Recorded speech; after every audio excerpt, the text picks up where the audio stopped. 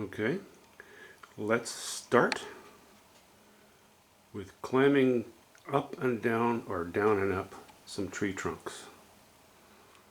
That one, tucked in behind there. Just the trunks, not the foliage. That's ultramarine blue and burnt sienna and white.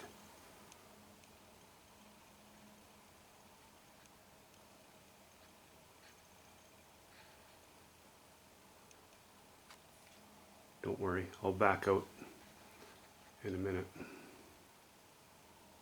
Okay, over to the next one.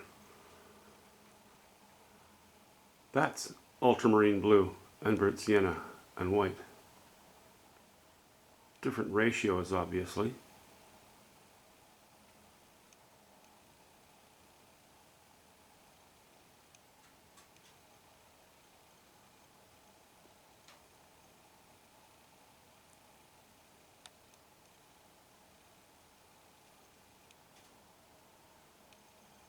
Okay, I think we want to go down to this small one. Also burnt sienna, ultramarine blue and white, but very little white. And not a lot of burnt sienna. I don't want it to go too red too quickly. I want to keep that chroma toned down on that one. And what do we have next? The next contestant.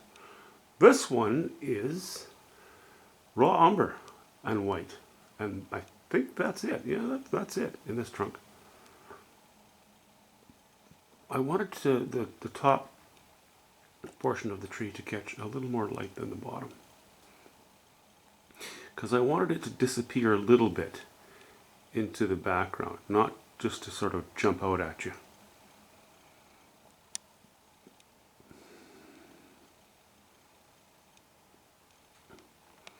Okay, so of the 6 main trunks, that's 4. As you can see, the ones on the right there have a little ways to go. I haven't even touched them yet.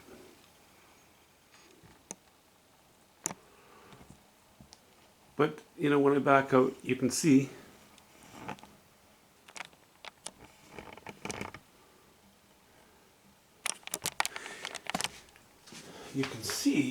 that this is faded back. Yes, it's a close tree. You know, in itself, it's in a way more interesting than these two, but it doesn't have the same presence when you first look at it, and it doesn't sort of force its way into the view too much. That's my hope. Now, these 4 trunks, I'm going to maybe need to put a few touches here and there. Don't have to worry about it. They're painted. I'm considering them finished. I'm keeping the option open, of course, to maybe lay in a highlight here and there, make very slight changes. But again, if I need anything, it's going to be next to nothing. And then, you know, no, I didn't work on these rocks yet. I know what I have to do there. What I had thought first was bringing this tree right down to here, but I felt that would just increase its presence again and bring it forward. I want to push it back a little bit. You know, this bush is behind this tree, but I want it to be in front of this tree. But because we have this strong line going down, I think we have enough strong lines going from up to down on the left-hand side. I'm going to cut into this bush a little bit, change the shape of it just slightly. To help balance things off. That's kind of it for the moment. I got a few comments on the last video. Okay, let me just hop back to my chair here and read them. From Deaf Josh. Another beautiful piece. I'd love to see a desert with rock formations, like a southwestern landscape. I would love to go and visit Utah, southern Utah, Colorado at some point. Well, there's a ton of beautiful geology in the south, to me, in the States, U.S. Just stunning. There is in Canada here as well. I think there's a greater variety, and usually nicer weather down south of us. So, one day I'd like to go visit that. I wouldn't, I wouldn't say I'm not going to paint it until I actually go visit it, but visit those areas. But it's not on the plate. It's not on the roster, let's say, for the time being. I find that with my clientele and my galleries, what people like most is Canadiana, the east to west landscapes.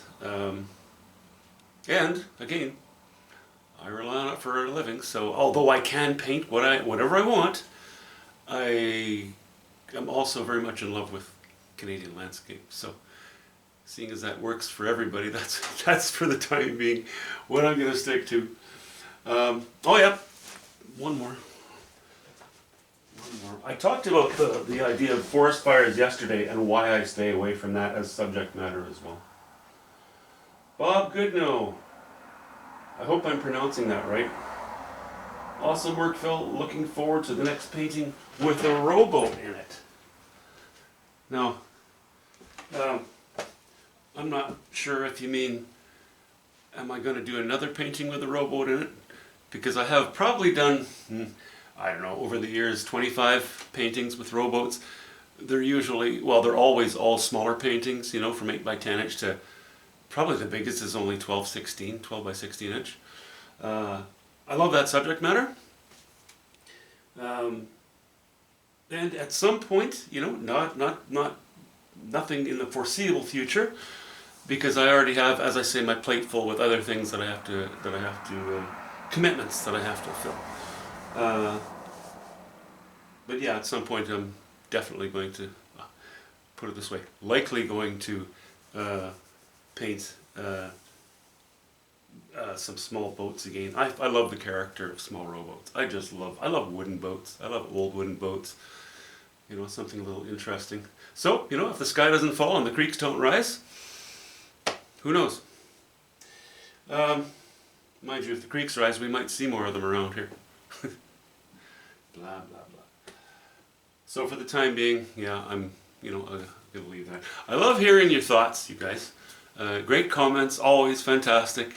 But I don't take requests, because I kind of, I love hearing them. I bear them in mind, definitely. But as far as what to do next, it seems as though I've always got something to do next that's already been sort of, okay, I know these guys, I'm in constant communication with galleries and clients via galleries who like to go in this direction or that direction. I do my best to get along with people and work with the galleries regarding that kind of thing.